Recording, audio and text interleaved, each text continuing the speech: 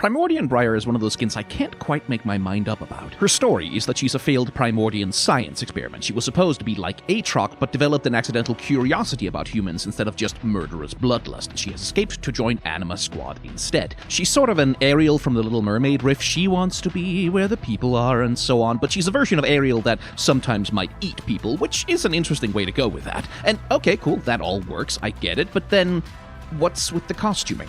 If she's a discarded, messed up Primordian science experiment lashed to a pillory and abandoned, well, where is that in her design? There's no element of experimental biology here, no mutations, no surgical stitches, no visual indicators that she's an engineered or artificial beings, or indeed that she's neglected or cast aside by her society. She just kinda looks like a normal person wearing a Primordian costume.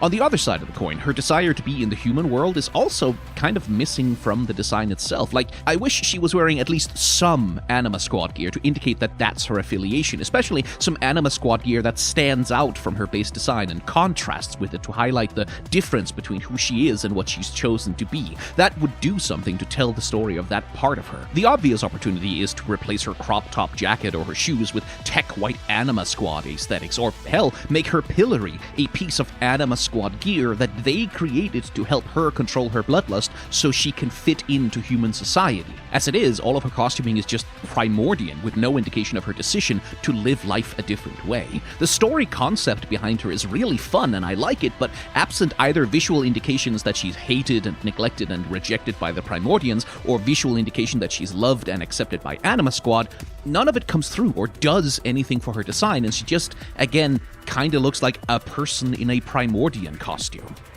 The counterpoint to all of those criticisms, though, is that her frenzy form really kind of slaps. Her entire face becomes this devouring maw at the end of her throat, like some predatory tube worm, with solid black armor plates over her eyes, dehumanizing her and sprouting her hair like the crown of an anemone, all lit up in bioluminescent angry red. Like, what a fantastic way to transform her into a monster. I think they could go a little harder on it, have her legs and arms get more armored and monstrous too when she goes frenzy mode, but at a baseline, the frenzy form looks really cool and makes for a fantastic and appealing contrast with her cutesy base form. So I'm a bit in two minds here. On the one hand, I think the storytelling kind of really fails her pretty badly.